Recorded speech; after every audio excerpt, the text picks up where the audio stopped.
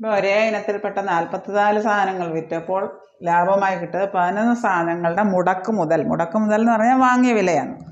അങ്ങനെയാണെങ്കിൽ ലാഭശതമാനം എത്ര? എക്സ് സാധനങ്ങൾ വിൽക്കുമ്പോൾ വൈ എണ്ണങ്ങളുടെ വാങ്ങിയ വില ലാഭമായി ലഭിച്ചാൽ y/x × 100% ലാഭശതമാനം. അതായത് എക്സ് സാധനങ്ങൾ വിൽക്കുമ്പോൾ വൈ സാധനങ്ങളുടെ വാങ്ങിയ വില ലാഭമായി ലഭിച്ചാൽ ലാഭശതമാനം എന്ന് പറയുന്നത് y/x × 100%. ഇവിടെ അതേ മോഡലിലാണ് ചോദ്യം. മുടക്ക് മുതൽ എന്ന് പറഞ്ഞാൽ വാങ്ങിയ വിലയാണ് ഉദ്ദേശിക്കുന്നത്.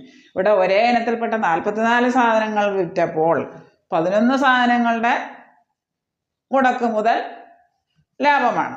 ലാഭശതമാനം സമം y/x × 100. അതായത് 11/44 × 100%. y/x × 100%. 11/44 11 അതായത് 1/4 × 100% എന്ന് പറയാൻ 4 100 കിട്ടുമ്പോൾ 25%. ഓപ്ഷൻ സി ആണ് ഉത്തരം. എക്സ് എണ്ണങ്ങൾ വിൽക്കുമ്പോൾ വൈ എണ്ണങ്ങളുടെ വാങ്ങിയ വില ലാഭമായി ലഭിച്ചാൽ ലാഭശതമാനം കാണാൻ y/x × 100. ഈ ഫോർമുല പഠിച്ചിരുന്നാൽ മതി, പെട്ടെന്ന് ചെയ്യാൻ പറ്റും. അതായത് വൈ എണ്ണങ്ങളുടെ വൈ എവിടെ എത്ര? 11 / 44 × 100%. അതായത് കട്ട് ചെയ്യുമ്പോൾ 1/4 × 100%. അതായത് കട്ട് ചെയ്യുമ്പോൾ 25% കിട്ടും. ഓപ്ഷൻ സി ആണ് ഉത്തരം.